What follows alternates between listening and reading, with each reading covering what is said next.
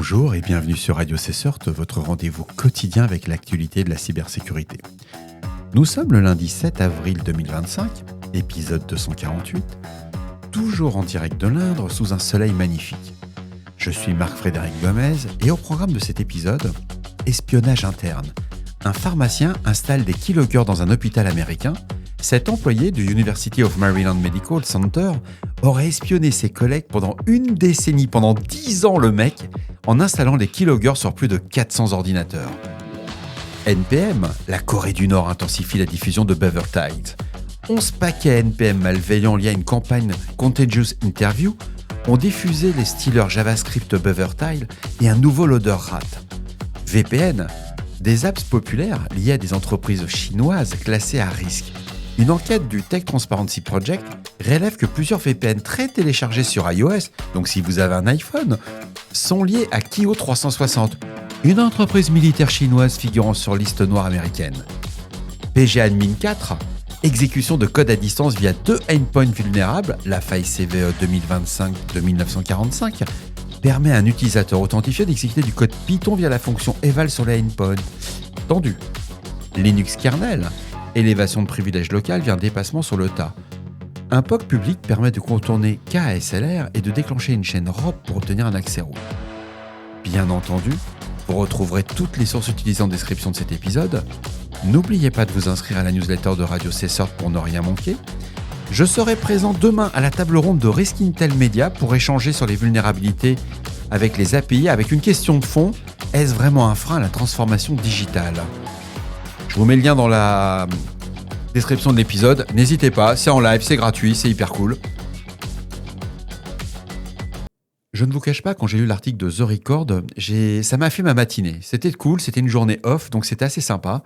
The Record nous informe qu'un pharmacien du Maryland, Matthew Batula, est accusé d'avoir mené pendant une dizaine d'années une campagne de surveillance interne ciblant ses collègues au sein de l'University of Maryland Medical Center. Vous vous rendez compte ? Le mec, il est quand même barré dans sa tête. Pendant 10 ans, il va espionner ses collègues.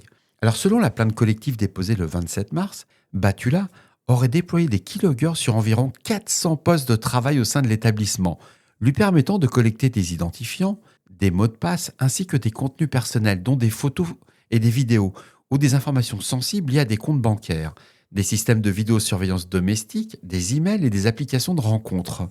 La plainte précise que le pharmacien a également utilisé des accès à distance pour activer des webcams dans des salles d'examen utilisées pour des sessions de télémédecine.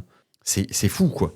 Les vidéos particulièrement intrusives, notamment capturant du personnel en train d'allaiter ou de tirer leur lait, auraient été enregistrées à leur insu. L'attaque aurait été rendue possible par l'absence prolongée de contrôles de sécurité fondamentaux. D'après la plainte, l'établissement n'aurait ni détecté les logiciels espions déployés, ni informé les victimes dans un délai raisonnable. Les mécanismes de prévention classiques, comme la désactivation des ports USB, les restrictions sur les installations d'applications ou les protections contre les keyloggers, n'étaient pas en place durant toute la période concernée. 10 ans, ça fait quand même beaucoup. Mais l'intrusion a été révélée aux employés qu'en octobre 2024, via une communication interne évoquant un incident majeur impliquant un keylogger difficile à détecter. Mais selon les plaignants, ce sont les investigations du FBI qui ont réellement alerté les victimes sur l'étendue de la compromission. L'ancien employé est actuellement sous enquête fédérale, mais n'a à ce jour fait l'objet d'aucune inculpation pénale. Depuis l'incident, le centre hospitalier affirme avoir renforcé la surveillance de son réseau et collaboré avec les autorités fédérales. C'est toujours surprenant, on n'a jamais d'argent pour mettre dans la sécurité avant l'incident. Là, il y a un incident, il y a un risque quand même de plainte sur plus de 400 personnes. Ouais, ça devient compliqué pour eux. Là, ils se rendent compte qu'ils ont plus à perdre qu'à gagner. Mais cette plainte souligne que surtout, Batula n'aurait pas pu maintenir une telle opération sans des lacunes systémiques dans la sécurité informatique de l'hôpital, pourtant soumis à des obligations réglementaires strictes en matière de protection de données. On vit une époque formidable.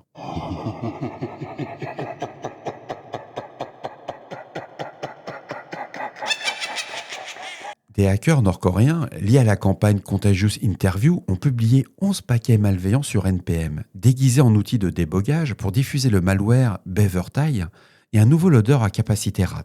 Ces paquets, téléchargés plus de 5600 fois, utilisent de l'encodage hexadécimal pour contourner les détections et certains sont hébergés sur Bitbucket, sous des noms évoquant des recrutements fictifs. C'est les fameuses campagnes, les fausses campagnes sur LinkedIn qu'on avait vu passer.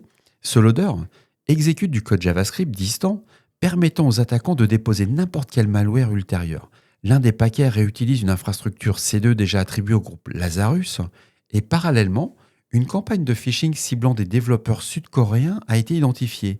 Déguisée en test technique, elle livre BuzzerTales via un dépôt Bitbucket contenant un stealer JavaScript et une DLL malveillante. Le tout va déclencher une backdoor inédite, Tripidor, capable d'exfiltrer des fichiers, exécuter des commandes Windows et d'effacer des données.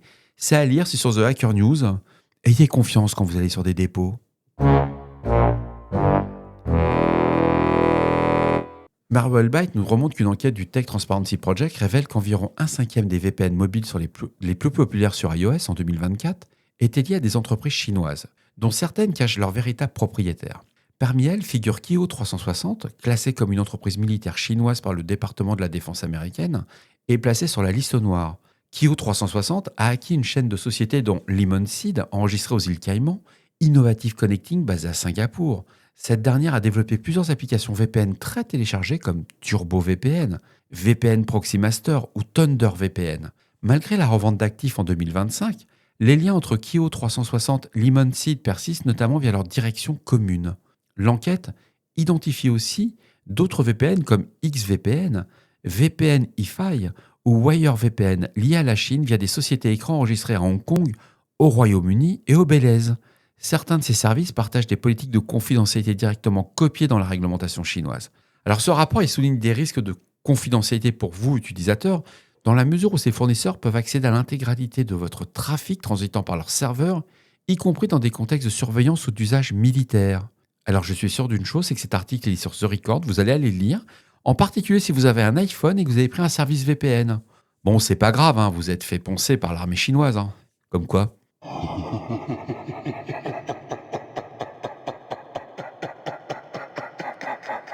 Une vulnérabilité critique touche PG Admin 4, l'interface la plus utilisée pour administrer les bases de données PostgreSQL. La faille référencée sous la CVE 2025-2945 permet l'exécution de code à distance et obtient un score CVSS de 9.9 sur 10. Toutes les versions publiées avant la 9.2, sortie le 4 avril dernier, sont concernées. Donc si vous n'avez pas mis à jour votre PG Admin, vous allez avoir quelques petits sujets. Alors l'origine du problème, c'est deux endpoints de type POST, c'est dans SQL Editor, Query Tools Download et Cloud Deploy, qui traitent des entrées utilisateurs sans aucun contrôle, en les transmettant directement à la fonction Python eval. Une simple requête POST mal construite permet à un utilisateur authentifié, même avec des droits limités, d'exécuter du code arbitraire sur le serveur. C'est vraiment incroyable. C'est tellement simple et facile à utiliser cette vulnérabilité. Alors, les conséquences possibles sont réellement sérieuses, en particulier si vos interfaces d'administration sont exposées sur Internet. On peut exécuter des commandes système, on peut avoir accès ou modifier les données PostgreSQL, on peut créer des portes dérobées, donc du backdoor, faire des mouvements latéraux à travers votre infrastructure, mais surtout, vous pouvez faire une élévation de privilèges si PGAdmin tourne avec des droits élevés. Et une autre faille, parce que c'est ce que j'appelle l'effet Kiss Cool, il y a toujours deux étages dans une fusée. C'est la CVE 2025-2946 qui, elle, a juste un petit score CVSS de 9 points. Vous êtes toujours dans du critical. Elle permet cette fois l'injection de scripts HTML et JavaScript dans l'interface d'administration, notamment dans les modules de consultation et d'édition de données. L'alerte a été donnée par le Centre pour la sécurité de Belgique, qui a publié une alerte urgente. Elle recommande une mise à jour immédiate vers la version 9.2 de PGAdmin. Donc sérieusement, là, il faut vraiment mettre à jour. Vous avez des Postgres admin exposés sur Internet, vous réfléchissez. Là, faut pas réfléchir. Vous patchez tout de suite. Le POC est sorti, ça va sortir. Derrière, ça va compromettre à tour de bras. Alerte générale 24 heures sur 24. Une vulnérabilité critique référencée sous la CVE 2023-6931 affecte le système Performance Event du noyau Linux. Elle permet une élévation locale de privilèges via un débordement mémoire sur le tas. Cette faille, notée 7.8 sur l'échelle CVSS, a été corrigée dans le noyau Linux 6.7, mais il faut savoir qu'elle touche toutes les versions Linux depuis la version 3.16. Elle repose sur l'usage du flag perf format group qui permet de lire plusieurs compteurs de performance groupés. Le noyau utilise un champ readSize codé sur 16 bits pour dimensionner le buffer, mais ce champ peut être dépassé si trop d'événements sont groupés, provoquant une écriture hors limite dans la mémoire allouée. Alors ça peut sembler complexe comme ça quand on le lit, mais j'ai fait un test, ça marche hyper bien. L'exploit publié s'appuie sur parce qu'il y a un exploit qui est publié, c'est ça le vrai sujet. L'exploit est publié, là on ne cherche pas à comprendre. Il s'appuie sur un heap spraying combiné à l'usage de socket netlink. En position d'un objet, vous faites un objet netlink _ sock. Juste avant le buffer vulnérable, l'exploitation permet de modifier 2 pointeurs de fonction dans la socket. L'un sert à contourner le KASLR, l'autre à déclencher une chaîne ROP, menant à l'obtention d'un shell root. Le commit vulnérable initial date de 2014.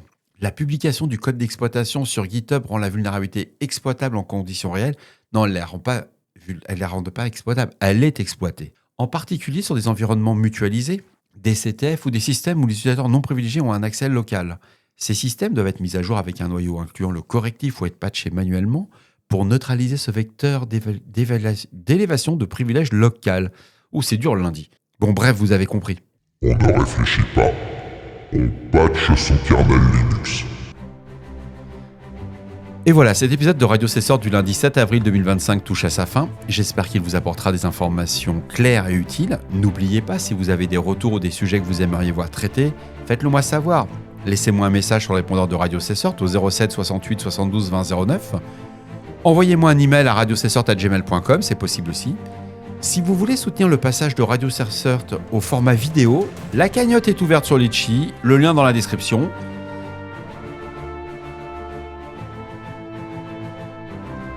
D'ici là, restez vigilants, surveillez vos systèmes. Et surtout, on ne réfléchit pas, on patch. On se retrouve demain pour un nouvel épisode. Prenez soin de vous, à très bientôt sur Radio Cesseur. Faut vraiment que j'arrête ce coup des boutons.